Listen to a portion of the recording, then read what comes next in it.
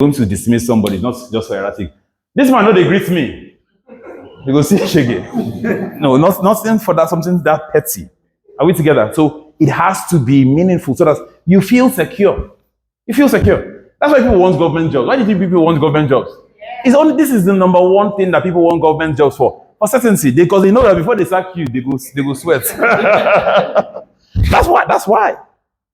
So certainty is a key thing. Like you want to provide for that. You need this as well as an employee.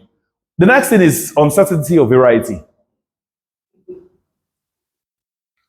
I tell people the reason why people take drugs in Nigeria is because Nigeria is very monotonous. If you don't have lights, you take drugs. I'm telling you. Or you get your wife pregnant. Yeah, that's why poor people have more children than rich people. That's simply why. Because they need variety. You know, there's no lights in your house. What's the next thing to do? I'll say, you, Seth, you're the press phone. Every time press phone, every time press phone, I'll go press you. That's why. So, in organizations as well, we're looking for variety. Nobody wants to be in the same departments year in, year out. That's what he was complaining about.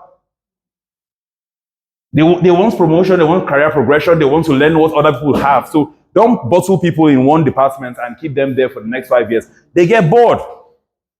Do some job rotation. Oh, this week you're going to be working in his own stead. He will come and work in your own stead so that you can learn what's happening in each person's department. That gets people excited. They make new friends, they learn new stuff about the organization. It gets them happy. So people want variety. People want variety. We're consulting for the Sokoto state government. They said many of their youths were hooked on drugs, all kinds of drugs, not just the normal, loud, no. Real drugs, right? Lizard poo-poo is a thing. It's a thing. Gutter water is a thing. What water? Gutter, from the water, they strap it. There are many ways, they're science students, but they didn't go to school. And they had all of these ways on which they were doing all kinds. And I said, what are they looking for? What do you think they're looking for? They know that they're bad boys. I said, no, they're looking for variety. When you don't have a job, when you're sitting down from morning to night, there's nothing happening, you're saying the same thing. You want to change your orientation just so that you experience something different. I said, okay, what can we do about it? I said, create more football pitches. Create more football pitches. When that is variety for boys. When they start to play football, you can't play football and be thinking about sniffing some gutter water because you will have. So that creates. They said, where will you get more? I said, just the schools you already have, the LA schools, they have big, open it up after school has finished to people to come there and play. You will see this reduce considerably. But you know, government is government. You tell them something, they say, oh, very good, oh, I will lie. Then they go back and say, nothing will not go do. The third human need is this. People want to feel important.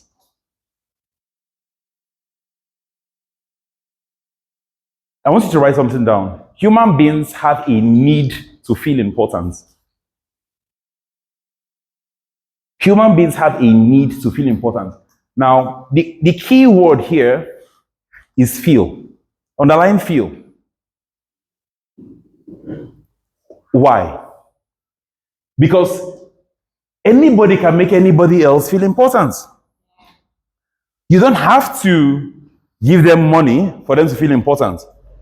And if you come to someone and say, oh my goodness, you look so beautiful this morning. Look at how resplendent you are. You tell her that today. Tomorrow she comes to the office. You're finished us now. Just kill us. Use us as your mob. You know what happens by the third day? She will come. When you come and you don't say anything, she will pass again. And you don't say anything, she'll go and look at the mirror and say, this thing no good. Why? Because you've trained them to take your words as important and your words become a part of them. You're depositing into their emotional bank accounts. And everybody has an emotional bank account, which you must feed if you're going to withdraw from. Before you make your withdrawal, make sure you've been feeding that. So don't just come and just, I beg, raise me 20K. Where I know you from? Don't you find that annoying? that somebody that you has not spoken to you in 3 years, just call you one day. Say, guy, how far now? Say, I do. My guy, you just chop Abuja money. Say, how you go do now? Say, guy, I beg, I don't know if you just raise me 50K, I go give you. Guy, I've not spoken to you in 3 years. I don't even know your situation in life.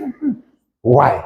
Nobody likes that, right? But if somebody has been keeping in touch with you, should call you and tell you 50K, you say, pay or body points. This is really a simple thing. This guy has been talking with you, he's been depositing you, asking about your wife, your children, your this, your that, right? The moment they ask you for something, they say it's an easy yes. It's a no-brainer. It's simple. So that's the same thing happens within organizations. You want to make your people feel important. So as when the day of reckoning comes and you need to ask them to do favor to cover up for you at work, they don't resist you. They don't resist your influence because they're already under your influence. Spend time. How do you do this? Number one, this is very simple. This is the simplest thing you can do. It's free. I want you to give people compliments. I want you to become a complimenter. If there's a word like that. Let me ask the question. How many compliments have you gotten today, sir? Today? 0. You got, she complimented you? Okay. I was thinking. You were thinking, okay. Okay. You don't receive compliments now. Well, I'm saying. So because men don't receive, women, listen to this. Because he just said, men don't usually receive compliments. If you are now the person that gives them compliments, they will, you've gotten their mumu button, that you go and just press the mumu button, just press them. I'm telling you, they will respond simply because they don't look at you like you're uppity, you're stuck up, find something. Oh, I like your shoe. Oh, find something, right? If you don't like anything, just find something. This your hair, who they braid your hair, they try.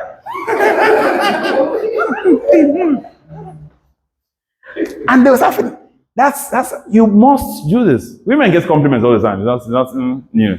If you just say, nah, so I know.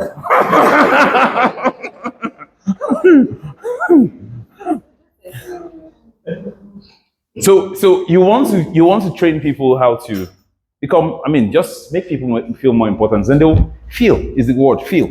Not they don't have to be important. Just be feeling important. That is the key word. Because people think, you have to be important. No, nobody has to be important. You see policemen on the road, you hail them. They can't tell you to park. I will find out something. But then when you see policemen for you, because you did inside your car, you just can't treat officer, it's not happen. Park where we'll find out. Park. Park where you find out. When me, I'm coming there, say, officer. And I know they're not officers. Right? But I call them officer already. First of all, that's a big up. Say, officer, how far down? Now when I get this road, God, now all of us, we can complain about Tinubu, complain about something, right? And we go. I was telling him I don't have a driving license. I don't need to have a driving license. Because, who's going to stop me to be asking me stupid questions? I will charm you. And it's simple. It's compliments. Learn. I know they like to compliment people because they go think that if I compliment that woman now, she will think that I like her. She will think that I want toast time, I want chai cam. I know they compliment. That's some people's internal speech. That's their mindset. Be careful of how you talk to yourself because that can just be your basic limitation. Next, the need for love or connection. This is the fourth human need. Need for love or connection. In the absence of love, people will settle for connection. In the absence of love, people will settle for connection. What you want to create within your organization is connection. What's connection? People coming together, even having suya on Fridays creates connection. Eating together creates connection. Eating together creates connection. That's why Jesus did not multiply the bread and 2 fishes and say, put them in takeaway packs and go home. No, he brought everybody sit down. He said he had them sit down and they ate together to form connection. The more you can create this kind of events, it doesn't have to be, it could be training events, it could just be on Fridays or even on people's birthdays. HR, you celebrate their birthdays, you get a cake. You do that, fantastic. That creates more connection. Camaraderie amongst the team, everybody's happy with themselves, That's how to create connection. You have karaoke and you see this guy's bad voice and you laugh about it. Fantastic. things that you can share together. That's connection.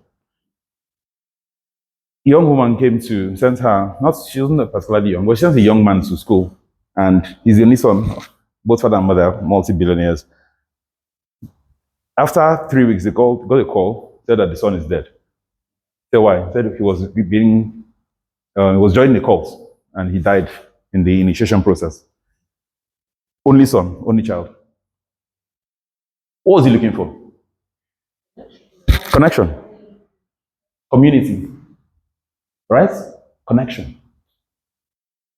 So your job is to realize people will always look for this. Even when they have all the money in the world, they're still looking for connection. To feel that spirit within. And when you don't have connection, you experience depression. And it happens across the board. If you don't have connection, you go to a new country, maybe like Russia, where you don't see many black people. Any black person you see, whether that person is from Zimbabwe, you say, my brother! That's connection. You see, literally it happens. Then the moment you come back to your country, you don't forget your brother. Because your real brothers are now here. So that's connection. It's powerful. Okay. The next is growth. Growth. We want to grow. And human beings, we want to grow what? In maybe 5 or 6 ways. All right? You want to grow physically. You want to grow spiritually. Physical growth. You want to be slimmer. You want to be taller. You want to be shorter. Whatever you want to do, that's physical growth, right? Let's keep that aside. Spiritual growth. What's spiritual growth? People think spiritual growth is you going to church more or you being closer to God. No. Spiritual growth is anything that you cannot touch. All right? Of other things, yes, that's spiritual growth. If you say this person, there's something about this lady I like. I just like her countenance. You may not be able to touch it, but it could be that she's kind. Now, can you measure kindness? It could be that she's trustworthiness. Trustworthiness is, if she's trustworthy, then that's a spiritual gift. Right? So spiritual growth is that which you cannot touch. It's not tangible, it cannot be measured. That's spiritual. Moving on, you also want to grow emotionally. To be able to listen and understand. To listen with the hope of understanding. Right? That's emotional. We listen, we don't judge. That's emotional. Right? That's it. That's emotional growth. Right? You also want to grow financially. You want to be able to earn more. You want to be able to earn more. To double your earning capacity, to triple it, to make it faster. If you're able to make $1 million in a month, can you make it in a week? Then can you make it in a day? Then can you make it in an hour? That's different levels of growth. Everybody can make $1 million. Some people make it in a year. Some people make it in a month. Some people make it in a week. Some people make it in an hour.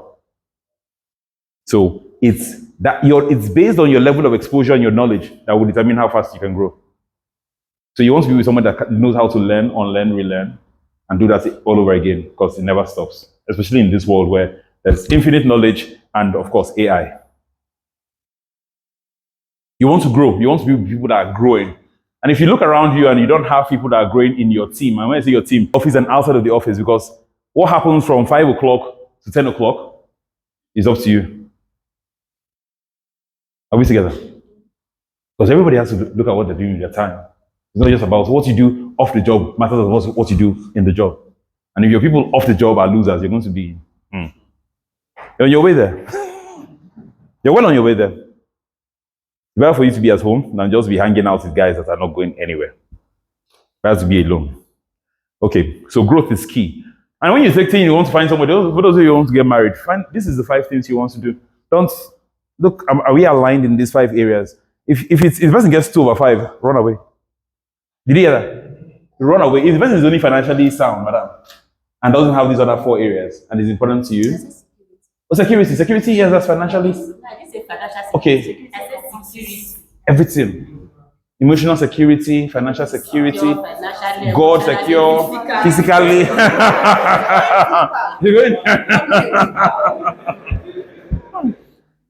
You have to have all of this. And if they have 4 over 5 and you can deal with it, that's fine. Because that's why you're growing. Because you're choosing a life partner is you choosing to grow old with somebody. And that's your most important life decision, guys. Your most important what? You can buy a car and the car turns out to be a lemon. You said it. I bought one stupid 406 some years ago. 407. It was a stupid car. I liked the car when I saw it, first of all, because it looked like a swordfish. And I said, I saw myself drive. I said, no, I must buy this car. I bought that car, I sold it after 5 months because my mechanic was on my frequently dialed numbers. At the moment I saw it, I said, no, this cannot be you. This cannot be you. So I sold the car to the mechanic and moved on with my life. You know, one day I was driving and I saw the mechanic under the rain and the bonnet was off. I was so happy. Thank God it's on me. So you want to grow. Growth is key. Growth is key. We want to grow. We want to grow with you. We want some of you to be here in our 20th anniversary. We want you to be in Prado Power, but not where you are now. Once you have gone to Ghana to open an office there, go to Kenya, open an office there, because you've been in the team long enough, you understand everything in all the departments. That's where we want you to grow to. If you're here for the next 6 years, come on. And people do that all the time. They say, I have work experience. I've been working for the last 10 years of this job. You don't know I'm senior. No, you may have been doing 1 year job for 10 years. Your experience is 1 year experience, but you've been doing it for the last 10 years. It doesn't matter how long you've been doing it. It's how well should you have done it and moved on to something else. Are we together? So we want you to grow. We want you to get really invested in learning every aspect of the job. Don't say, no, they just employ me to do this. Go beyond your job description. That's what she was talking about. Go the extra mile. Learn what happens before your job and what happens after your job is over. That's going the extra mile. And finally, contribution. Contribution. The ability to give back to society. As you get older, you want to give back. As you get wiser, you realize you don't want to be the person that is the one-man show in your organization. Without you, nothing goes on. They say, Kai, as we say, Miriam there, Miriam, we don't go. No. If Miriam grows to the point where she's the only one in her department that knows how to do a certain thing, she's not yet a leader. She's an effective worker, but she's not a leader. So Miriam has to reinvent herself, go beyond just being an effective worker, a mentor, coach, train somebody underneath her, or even 4 people underneath her, so that now she has her time. The problem why Miriam may not do that is because of her ego. I'll come teach them now. They will come Sabi pass me now. Then they know will come need me again. It's fear speaking. It's usually fear speaking that this knowledge you have that's all there is to it. No. But the moment Miriam can teach people to do her job, what happens is that you free your time, you can delegate, and then the next thing becomes your bosses realize, oh, she's effective. She's very fast in doing this. This has to lay more jobs on you. Suddenly your job description has changed simply because you've given somebody else your job. And that should be your job, to get yourself so well involved in your job, get the person underneath you to be doing your job so that you can free up your time to do higher level tasks. To the extent to which you can do that, you become a really effective leader, not just a worker. We want leaders. That's what we're heading to. We want leaders. The goal to dominate this space requires that the people that we have right now become leaders in the team. And you grow yourself. After you grow yourself, you grow others. That's contribution.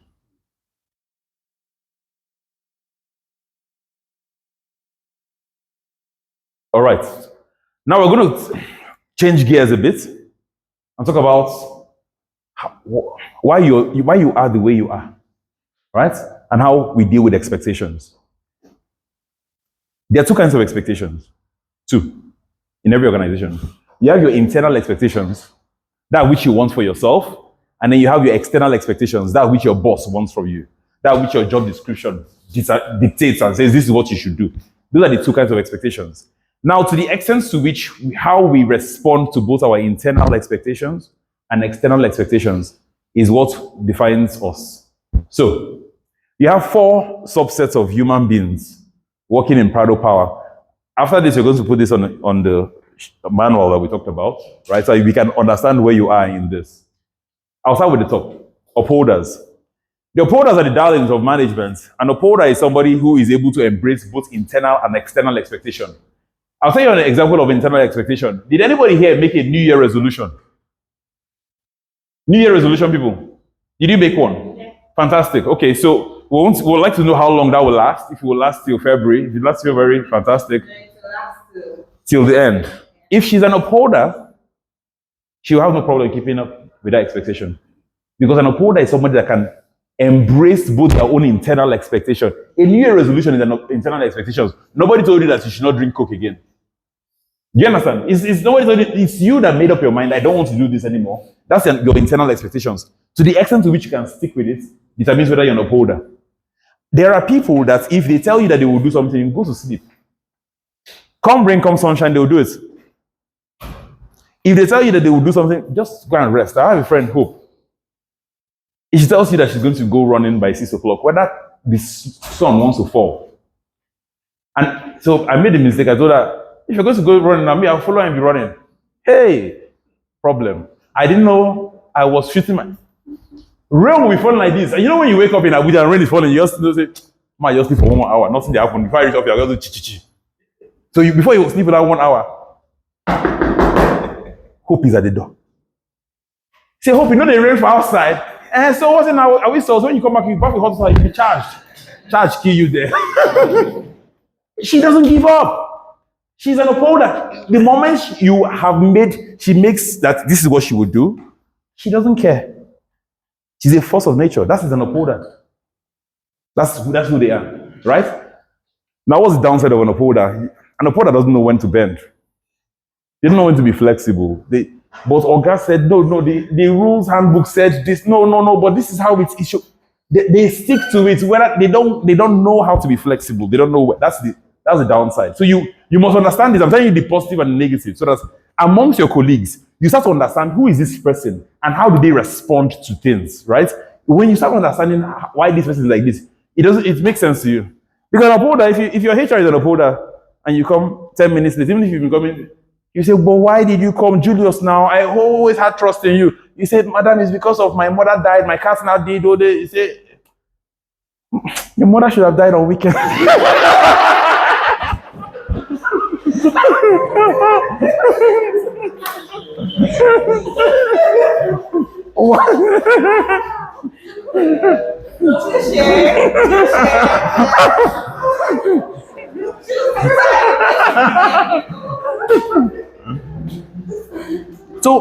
So you learn, okay, this is why this person is like this. And you don't start saying, but why no, you learn and understand. If you understand people first, you will not be so angry with people. Say this person is, no, it's who they are. You cannot change them. You learn to work with them and adapt. That's what makes you. Upholder. Second one is the obliger. Now the obliger is the person that resists their own internal expectation, but they will oblige you with the external expectation. The obliger is the person that if you go out to eat with them in a restaurant, maybe he's an obliger, sit down here. They bring the menu. What do you want to eat? Panadian because it's beef. You know? They give to him, what do you think I should take? I don't know. I just told you. No, but just choose for me now. That's an obliger. They find it easier to live up to other people's expectations. If your wife is an obliger, they will call you and say, what do you want to eat? Anything. No, now don't say anything. Just say what you want to eat. Now we have, and they will list. And even if they had something in mind that they wanted to do, if you say, no, I don't want to eat beans. Okay, so what do you want to eat? And they will change because of you, even if the beans is halfway done. Are we together? That's an obliger. In your organization, you may have some obligers. Those are also givers by nature. They give of their time, they give of their resources, they give their all, emotions. Now, the takers will try to take advantage of them. You must protect them because otherwise you will experience something called obliger rebellion. An obliger rebellion happens when the obliger has gotten it up to here. And then one day, you come to the obliger and say, you need baby, please just help me.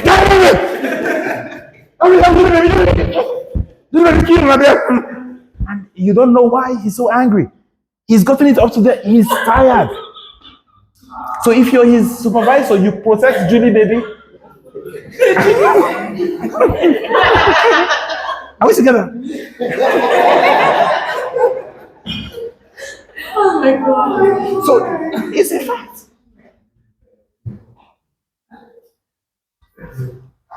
You have the rebels. The rebels resist both internal and external. These are the problem children. They resist though. You can't tell me what to do. Even I cannot tell myself what to do. That's it. That's a rebel.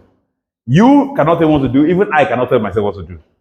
Because a rebel can decide the night before, I'll go church tomorrow. Tomorrow is Sunday, but I will go church. Sunday reach. He's dragging his foot.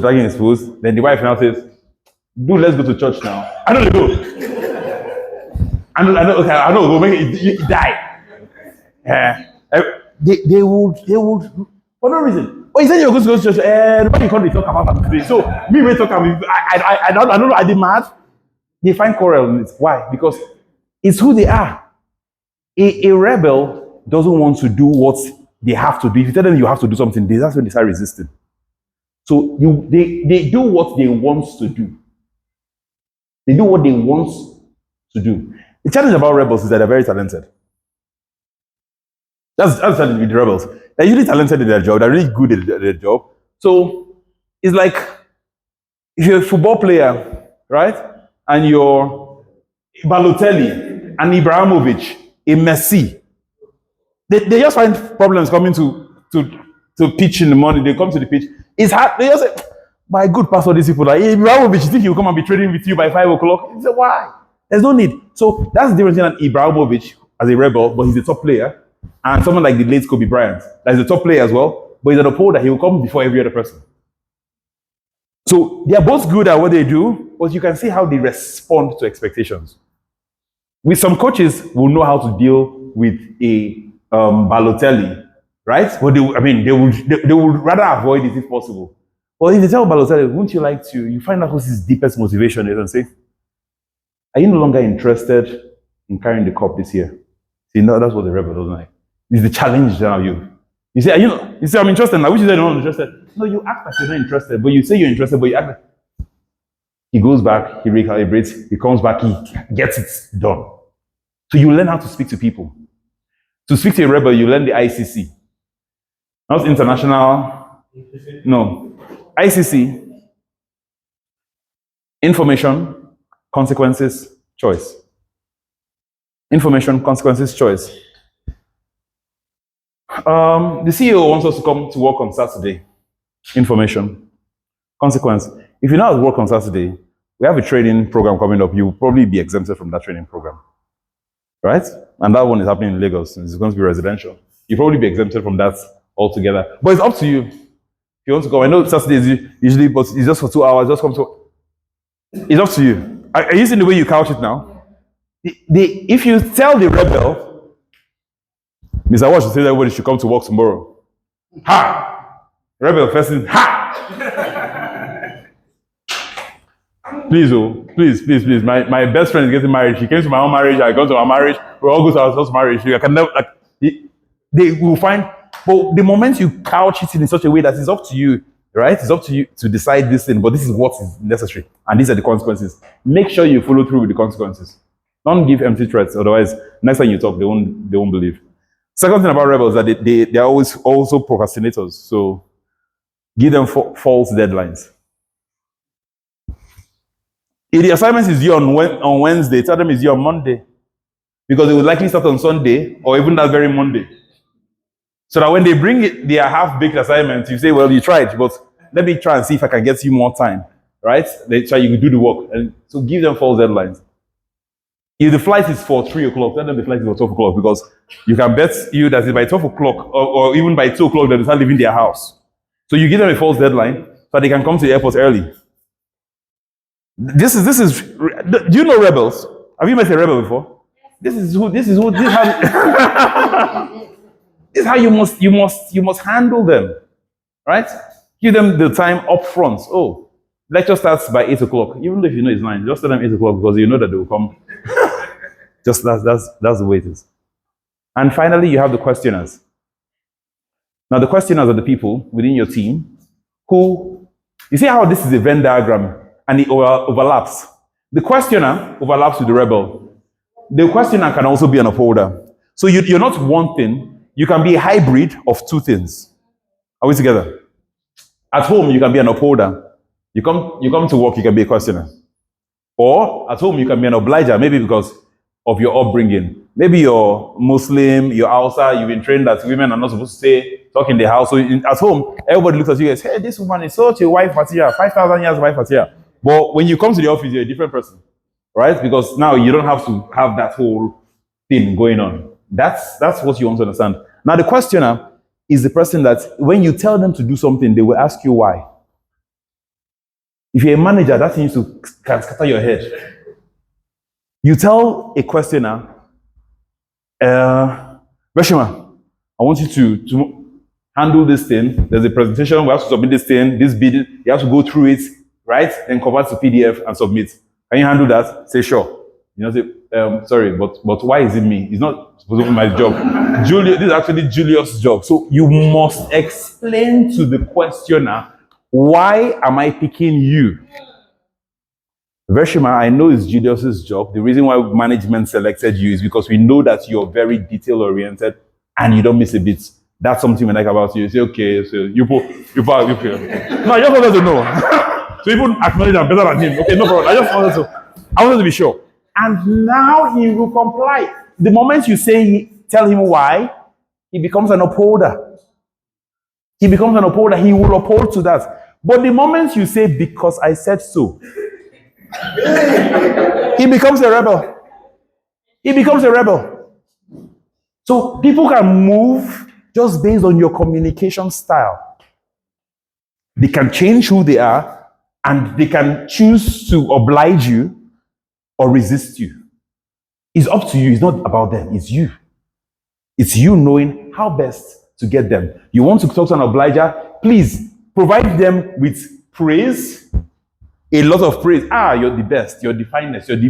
This food is. They deal with praise. But if you want to motivate them, don't motivate them and say, do this thing because you have money. No, say, do this thing because your team will become more successful, because that's what they live for people. That's how they experience life, through people. So when you tell them, oh, do this thing because your children will be happy, do this thing because if you have more money, it's for your children can go to better schools. That's what motivates them. Not, do this thing so you have more money so you can buy nice dresses. No, it's not motivating to them. You can buy nice dresses for your children. Now that's motivating to them. Are we together? Learning how to motivate people, how to move them in the right direction. That's what gets the best out of them. So, going through this, where do you think you see yourself? Rebel, good. Rebel, good. Obliger, okay. Obliger. Upholder. Obliger, okay. Obliger. Obliger. Obliger. Upholder. Obliger. Questioner.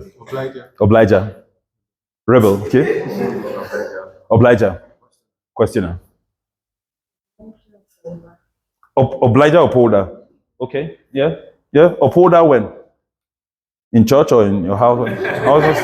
You sure where? Sometimes we do things With things. Okay. Go ahead, sir. Okay. Do you expect more than one? Yes, you can have, it's a matrix, yes. So I would say you can be one in a situation, you can exhibit one behavior. Then in another situation, you exhibit a different behavior simply because it's contextual. No. You cannot. It's almost hard for you to be an upholder and a rebel. You see, they don't even overlap. They don't overlap. Because it's the direct opposite. These guys know how to stick to their own internal and external expectations. These guys, they resist both internal and external. So that's why it's so hard. Unless it's a significantly emotional event should happen, then that's why you see an upholder switching to become this. Something dramatic should have happened in their life that even a rebel can switch to become an upholder, right? But it has to be really that dramatic. Maybe you're a rebel and you delayed on something, and then somebody dies. If they told you, you come at this time, you don't come at that time, then you miss your flight, and then you miss a big appointment that you should have gotten part of power, your $5 million deal, and you had a commission on that thing. Now, that will switch your brain. Your mental program will switch after you think of what you lost, you switch. So emotional events can change us. But for now, I'm asking you, who are you currently? Right? So you can be two, but it's hard for you to be three. Unless you have split personality disorder, that's another thing I wasn't considering. Of course, you can. I mean, if you have that, then why not? Why not? You definitely can be that. Yes, you? Upholder, proudly upholder. And you? Upholder. And you? Obliger. Okay. So, can you see? I don't know. Am I in Proud of Power? Am I in Proud of Power? Have I seen you before? Did you tell me your name? No.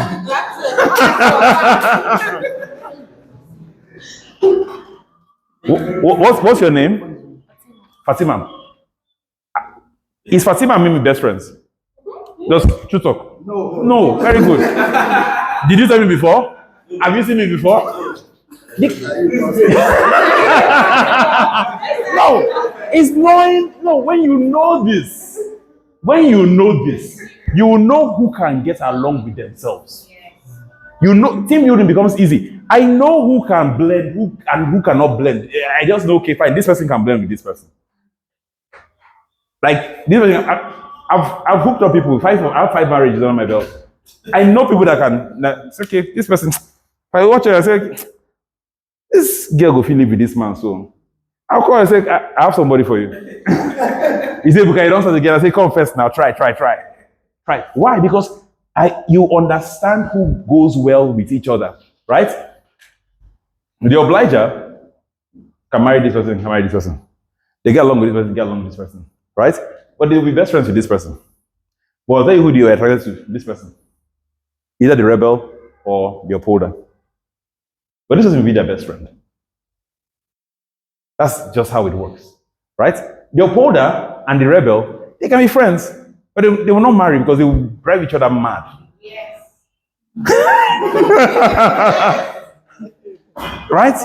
They'll drive each other mad. That's just what will happen because you're a rebel, you marry Mimi. War zone. That's what's going to happen. It can't. It's just going to somebody will either die or run mad. One of the two outcomes is assured. You know? So knowing this, you start to understand why some people in your organizations don't just get along. They just don't get. They're good individually, but they just don't get along. There's no good guy, there's no bad guy. They just disagree based off this. Nobody is good, nobody is bad. They just disagree. You change this person, you can see so they are fighting. The moment you change one person's department and put them in another person, you see everything has disappeared. Why? Because they understand themselves. They can get along in one way. Connection is there. Are we together? Yes. Any questions? Nope? Okay, good. I have a question. All right. So, what's the coping mechanism? I mean, if all the rebel need to work together, things like that. So that's why we're doing this class.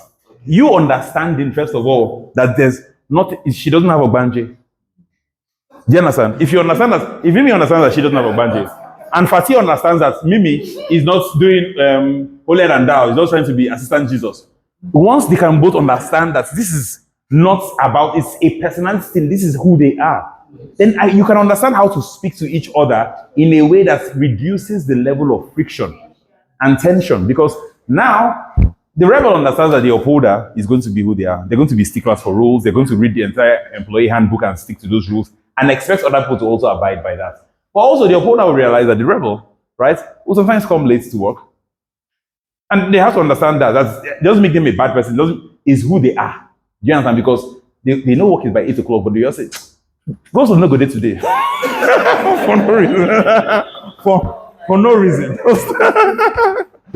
So just understanding that, right, just helps you understand that they're not trying to rub it on your face. It's just who they are. It's just who they are. So speaking to them with the ICC, look, they're very good, but considering people for promotion or open your office in South Africa, your name came up. But however, if you continue on this behavior, it may actually have impact because we don't want to create a culture of tardiness over there. So if I were you, I would do this, right? So keep up the good work. You give the sandwich technique again. You'll see them, they start rising to the occasion. Simply because you're giving them a vision to look forward to. And that's what they want, right? But you say you must be coming to work early, otherwise, no South Africa. Who tell you say I won't go to South Africa? Who will tell you say I won't go anywhere? Who tell you?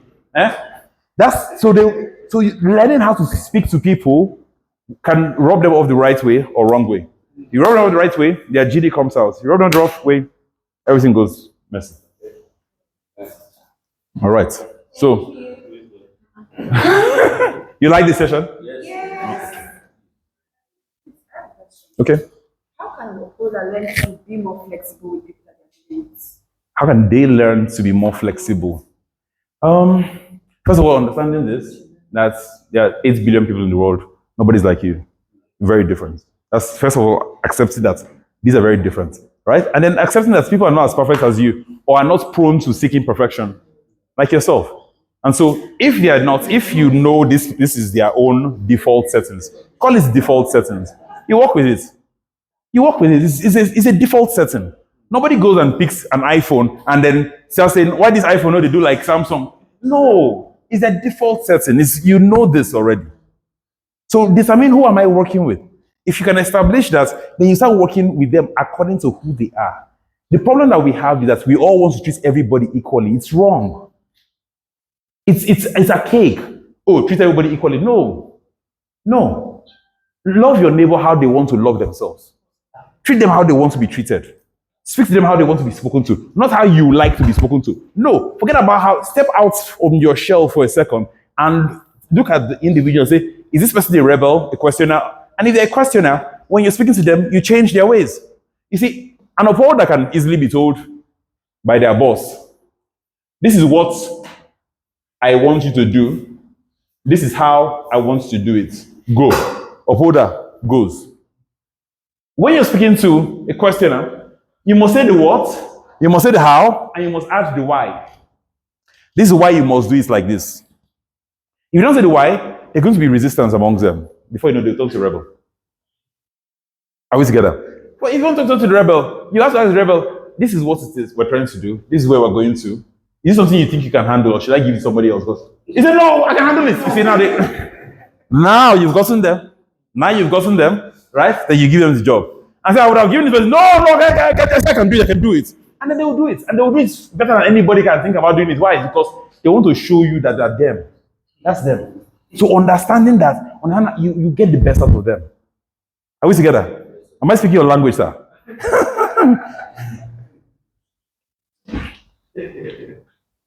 Madam, does that explain that to you? Any other questions?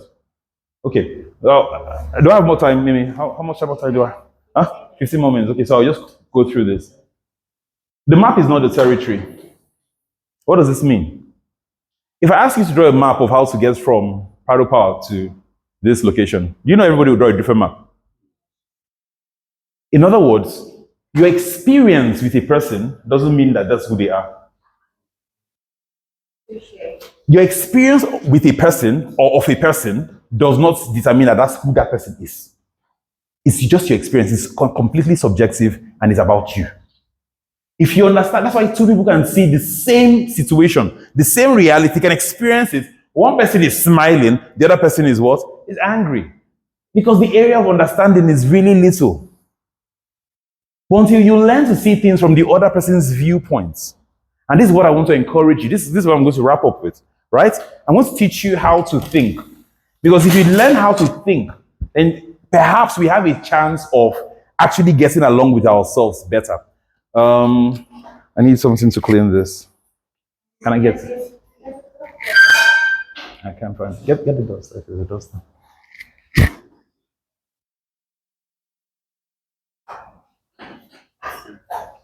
If there's none, I just use. Okay. So we're going to talk about how to think and how to think effectively when dealing with people. There are 4 ways in which we think. 4 perceptual, we call these perceptual positions that you can take mentally in order to think more effectively. And we're just going to do that. Thank you very much, Rufus.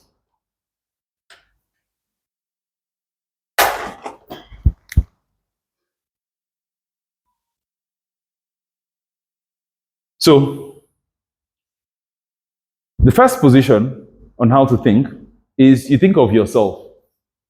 This is a baby position. When you're a baby, let's call it a baby position. You think only of yourself. A baby doesn't care about you. Your baby cries by 1 a.m. because they don't care that you have work to go tomorrow. A baby only thinks of themselves and their needs, so that's why they can cry anytime. Some adults too, they act like babies because they only think of themselves and their needs. They don't think of the other person's needs. This is just one-track thinking. A baby has one-track thinking. Then as you grow up, you move to the next position where you can now think not only of, you think of the other person. You. It's not about me now, it's about you. So it's like playing, anybody here plays chess? Chess? If you play chess, you have to, or even drafts, you have to think of me and you. If I make this move, then he has to make that move. Right? Or what if he doesn't make that move? So I have to put myself in your own shoes and see what you're seeing, hear what you're hearing, understand you. That is the second level of thinking. Second way of thinking. Now, if you can do just this two, you're going to be effective with dealing with people. Because if you're in a sales position, the good salesperson knows what this person will say before they say it. So they've already gotten the answer to what, as the person is saying, they're nodding their head and smiling, the person finishes, says, and then they respond intelligently. Why? Because they've already preempted this is what the objection may be, and this is how I will counter that objection. This makes you very effective already. But if you want to go beyond just being effective and becoming excellent, then you think of the third party, which is we. We makes you a long-term thinker. I explain this. If you are in a position where you can cheat this man, but you're never going to see him again. Many people will cheat him because you're never going to see the person again.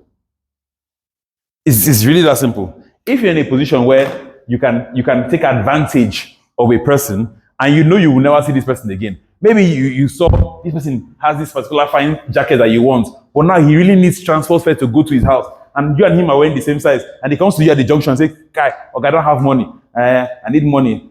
I say, but you get jackets. You don't get money, but you get jackets. You say, what do you mean, sir? Me and you, they wear the same size. You need money, I need jackets.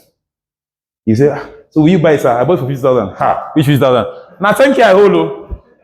And if he's stranded enough, he may sell the jacket for 10,000 naira. And I will collect it. Why? Because I don't care about him. I will never see him again. Or in the bus park, he's going to Sokoto, I'm going to go. We'll never see again. So I give him 10K, I collect this thing, I go back home, I have a good deal. He goes back and says somebody cheated him. But the moment you're in an organization and you know you're going to see this guy again, and because he's stranded now, you squeeze him. What of tomorrow? So when you think about we as us, it requires that you understand that every time you say yes or no to a person, you're either putting in their emotional bank account or removing from it, and it's going to come back to haunt you. It's going to come back to haunt you. So you look long term and you say, well, I will do this for you, sir. Okay? Not just for today, but you owe me a favor. Are we together? You start to do trade. That's because you know that if I say, let me make it easier for you. Who plays PlayStation as good as I do? Like, who's as good as me in FIFA? No? You can try to me? Okay, good. He thinks he can try until he loses his money.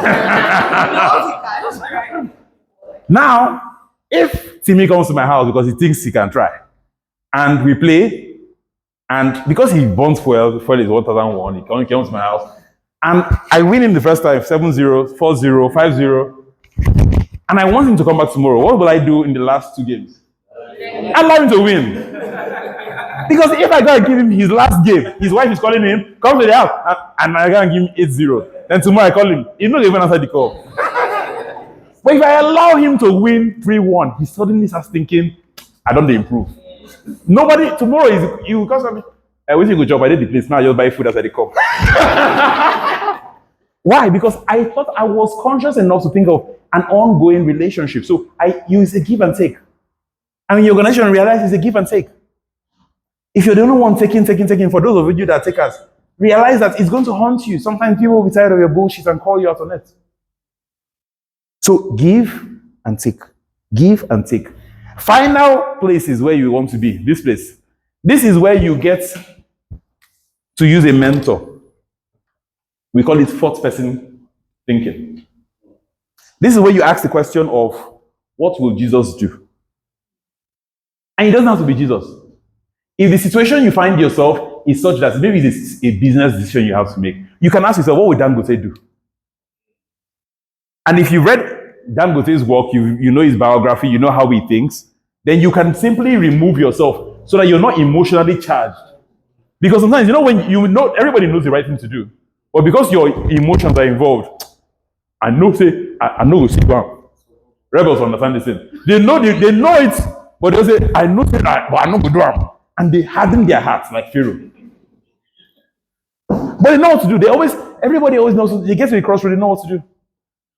So this way you use the first position. You ask yourself, well, I may be angry at this person at the moment, I may be pissed off, I may be outraged, but what would, and you insert the name of your favorite mentor, your favorite role model, and you say, what will this person do? If it's Barack Obama, what will Obama do? If it's Richard Branson, what will you put that person and you put yourself in that position and you just take that decision? 9 out of 10 times you'll be right. Why? Because you didn't take it from an emotionally charged perspective. You took that decision based off what are everlasting principles. Your ability to think in all 4 categories is what makes you effective as a team player. It's what will draw people to you. You have a character that people will be drawn to simply because they realize that you are the epitome of ethics, right? You're not just prone to going offhand and you say, nah, so I be. Don't own your bad behavior. Realize you can change. Don't own your bad behaviors. Worried you get You know what I be? Go ask. I dey quick the verse. Anybody will know me knows I dey quick the verse. As you see me so, my brain dey hot. I dey bored. I dey charge. No, and you're proud about it. Why? So you can change. You're under no obligation to be the same person you were 5 minutes ago. When you've come into new information, new knowledge, don't think you have to be the same person that you were when you woke up this morning. You can go to bed a different person. Because that's what knowledge is supposed to do, to change you, not for you to say, oh, that was a nice speech. No, to change, to become better. And to the extent to which you can become better, you can add much more value to your organization. I hope this is useful. Thank you very much.